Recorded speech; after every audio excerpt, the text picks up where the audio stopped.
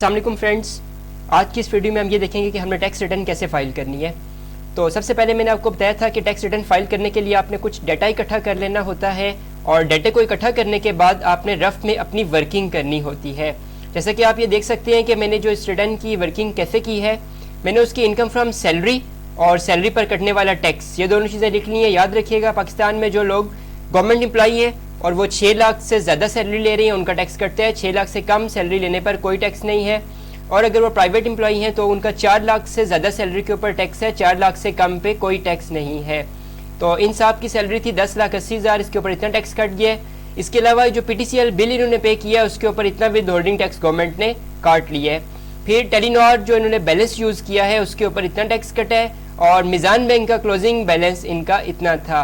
मैंने आपको बहुत बड़ी लिस्ट बताई थी इन्फॉर्मेशंस की जो आपने क्लाइंट से इकट्ठी करनी होती है, लेकिन कुछ क्लाइंट ज़्यादा इन्फॉर्मेशन प्रोवाइड नहीं कर पाते, तो वो उन गिवन इन्फॉर्मेशन से जितना भी डाटा आपको देंगे वो आपने लेके उनकी टैक्स रिटर्न जो है वो फाइल कर लेनी है। टैक्स रिटर्न फाइल करने से पहले आपने एक बात का ख्याल रखना है, आपने ये ओपन करने हैं अपने ब्राउज़र्स। पहले ब्राउज़र में आपने FBR की वेबसाइट एक ब्राउज़र में भी ओपन कर ली और दूसरे ब्राउज़र में भी आप FBR की वेबसाइट ओपन करेंगे। FBR की वेबसाइट पे जाने के बाद यहाँ से आप मालूमात के कॉलम पे क्लिक करेंगे। आपके क्लाइंट का जो रजिस्ट्रेशन नंबर होगा वो और पासवर्ड, ये मालूमात में आप एंटर करके चेक करेंगे कि कोई विद होल्डिंग टैक्स जो क्लाइंट ने पे किया हो उसको आप इग्नोर तो नहीं कर रहे। ऐसा तो नहीं है क्लाइंट ने विद होल्डिंग टैक्स दिया हुआ है लेकिन आप उसको लिखना भूल गए हैं या आपने किसी वजह से उसको नहीं लिखा। अगर ऐसा आपने किया है तो FBR की तरफ से आपको नोटिस आ सकता है कि क्लाइंट की रिटर्न दोबारा फाइल करें।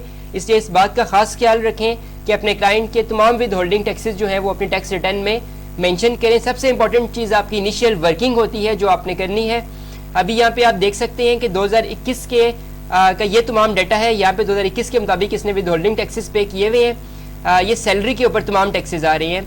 हमने इस डाटे में से 20 और 21 का डाटा देखना है, तो 20 और 21 के डाटे में आपको सिर्फ और सिर्फ सैलरी के ऊपर कटा जाने वाला टैक्स जो है वो मिलेगा, इसके अलावा कुछ भी नहीं मिलेगा। अब इसको आप लॉग आउट कर देंगे, दूसरे ब्राउज़र पे जाएंगे। अच्छा, ये दोनों चीज़ें सेम ब्राउज़र पे नहीं ओपन हो सकती, मालूमात प्लस रिटर्न एक ब्राउज़र के ऊपर अगर आप ओपन करेंगे तो वो टैक्स रिटर्न फाइल नहीं करेगा। ये करने के बाद आप आइरिस लॉगिन पे आएंगे। यहाँ पे आपने रजिस्ट्रेशन नंबर और पासवर्ड जो क्लाइंट का आपने NTN के जरिए जनरेट किया था वो आपने यहाँ पे दर्ज कर देना है।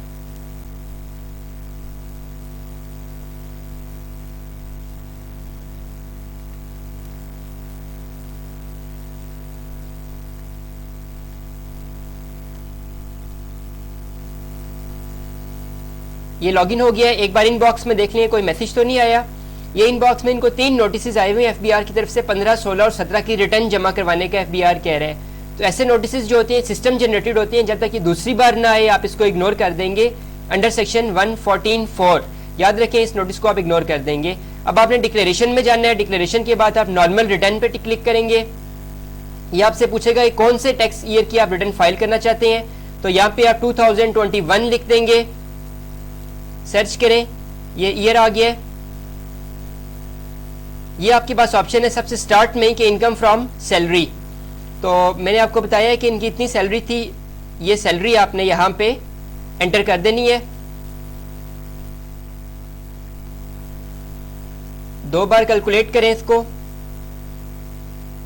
बस। इसके अलावा इनकी कोई सोर्स ऑफ इनकम नहीं था, सिर्फ सैलरी इनने पूरे ईयर में ली। अगर प्रॉपर्टी से कोई इनकम होती वो यहाँ लिखते, बिजनेस होता वो यहाँ लिखते, कैपिटल एसेट्स, कैपिटल गेन वगैरह हम यहाँ लिखते। अभी हमारे पास बहुत सी और भी रिटर्न्स हैं। मेरे तकरीबन 300 से ज़्यादा क्लाइंट्स हैं जिन सारों की रिटर्न्स फाइल करते हुए मैं उनकी वीडियो बना के अपने चैनल पे अपलोड कर दूंगा। टाइम के साथ साथ आपको हर तरह की रिटर्न जो है वो मिल जाएगी और आप देख सकेंगे कैसे रिटर्न फाइल होती है।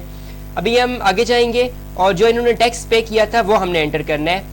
तो आप आ जाए एडजस्टेबल टैक्सेस पे। ये कॉलम में आपके पास एडजस्टेबल टैक्सेस का, यहाँ पे आप क्लिक करें। इधर आपको नजर आ रहा है कि under section 149 income from salary, तो सैलरी के ऊपर काटा जाने वाला टैक्स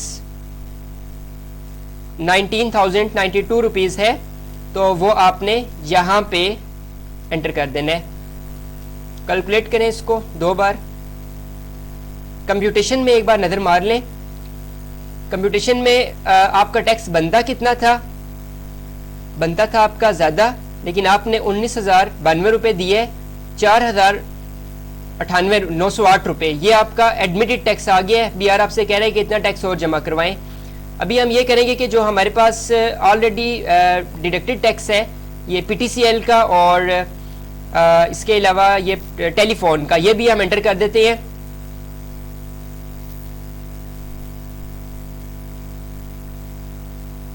ये आपके पास ऑप्शन आ रहा है टेलीफोन बिल, इस पर क्लिक करें। वो आपसे कंज्यूमर नंबर, रेफरेंस नंबर पूछेगा। तो ये चूंकि मैं टैक्स सर्टिफिकेट पहले ही क्लाइंट से ले चुका था, तो मेरे पास कंज्यूमर नंबर और रेफरेंस नंबर मौजूद है, उसको भी मैं सर्च कर लेता हूँ।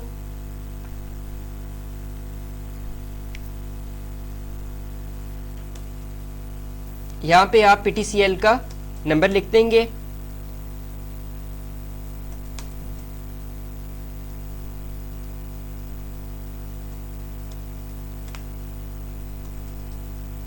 इधर आप उसको बता देंगे कि ये PTCL है। ओके, कहीं आपको पूछ रहा है कितनी अमाउंट पे आपने कितना टैक्स दिया है, तो ये मैं अपनी वर्किंग में पहले ही लिख चुका हूँ कि मैंने इतनी अमाउंट के ऊपर इतना टैक्स दिया है। इसको मैंने कॉपी किया और यहाँ पे पेस्ट कर दूंगा, जबकि टैक्स को भी कॉपी करना है। ये टैक्स 530 रुपये बन रहा है जो मैंने यहाँ पे लिख दिया। 2 बार कैलकुलेट। अब दूसरा वो पूछ रहा है सेल फोन के ऊपर, तो सेल फोन में यहाँ पे प्लस पे क्लिक करेंगे। सेल फोन का फ़ोन नंबर पूछा जा रहा है, तो वो भी मैंने पहले ही वर्किंग करके तो क्लाइंट से टैक्स सर्टिफिकेट ले लिया था। अब रेफरेंस नंबर में इसका फ़ोन नंबर लिखूंगा।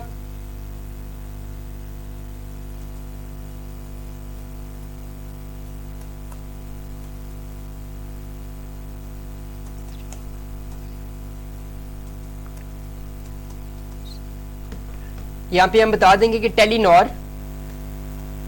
पर्सनल नंबर,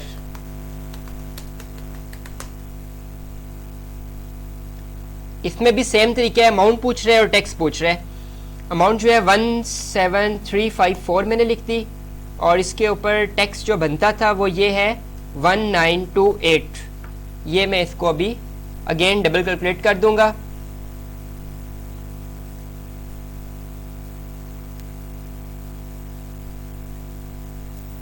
अब हम कंप्यूटेशन में देख लेते हैं कि अब हमने कितना मजीद टैक्स पे करना है। 2450 रुपये टैक्स जो है वो हमने अभी पे करना है। लेकिन एक चीज़ आप यहाँ पे देख सकते हैं कि वो आपसे कह रहे हैं कि पिछले साल का रिफंड आपका 21,550 रुपये बन रहा था।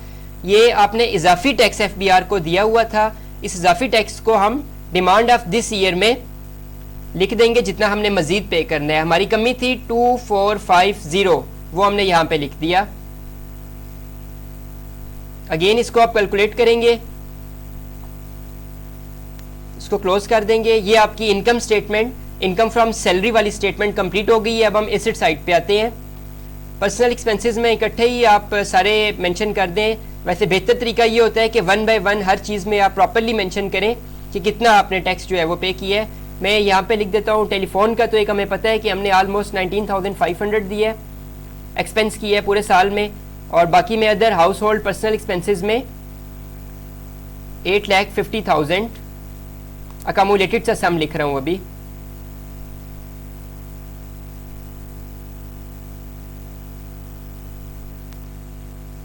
अब पर्सनल एसेट्स में आ जाए।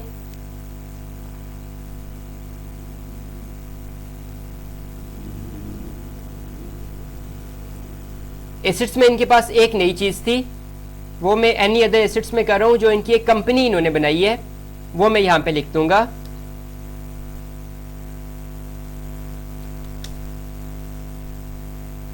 ये कंपनी इन्होंने इस दौरान इस पिछले ईयर में नहीं बनाई है, जो उन्होंने मुझे बताया है कि एक कंपनी भी हमने बनाई थी, तो इसका मैं नाम लिख रहा हूँ private limited company.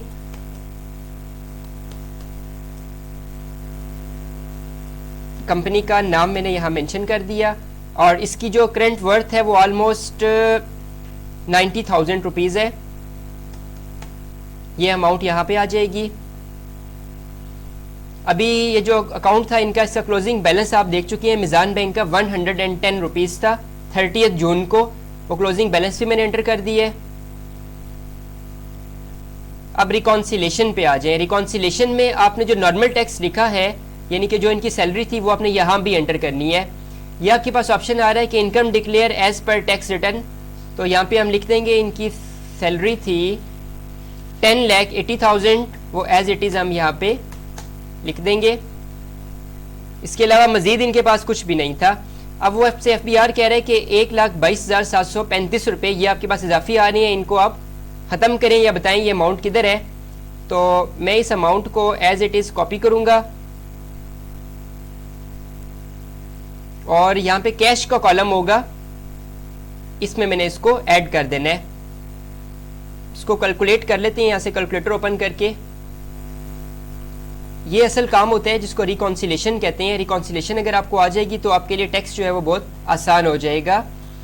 847655 plus अनरिकॉन्सिलेटेड amount देख लेते हैं कितनी थी, 1,22,735, 1,22,735, 9,70,390।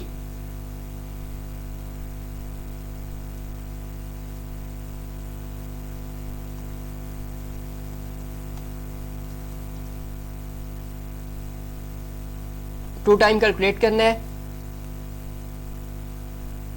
रिकॉन्सिलेशन में भी आप देखें कि ये जो इनकी अमाउंट थी ये बिल्कुल ज़ीरो हो गई है। अब इसको आप फिर से कैलकुलेट करेंगे और वेरिफिकेशन में जाएंगे, यहाँ पे पिन एंटर करेंगे। ये पिन जब आप पासवर्ड जनरेट करते हैं NTN बनाते वक्त, उस वक्त पिन भी आपके पास आ जाती है। मुझे वो कह रहा है कि आपने पिन गलत लिखी है, तो मुझे इनकी नई पिन नहीं आती, लिहाजा मैं पिन इनकी इसको सेव करने के बाद चेंज कर लेता हूँ। सेव करके मैंने क्लोज़ किया इसको। चेंज पिन का ऑप्शन आ रहा है, न्यू पिन 1 2 3 4 कोई भी आप एंटर कर सकते हैं, पिन का इतना मसला नहीं होता। उसके बाद ड्राफ्ट में आए, ये रिटर्न है, इसको मैं एडिट करूंगा। अगेन वेरिफिकेशन,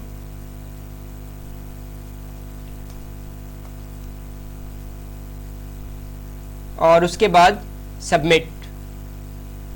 सबमिट का बटन एटम बम्प होता है, इसको आपने दबाने से पहले एक दो बार सोच लेना है, रिटर्न को दोबारा से देख लेना है। लेकिन आई एम श्योर कि मैंने सही रिटर्न बनाई है, इसलिए मैं इसको सबमिट कर रहा हूँ।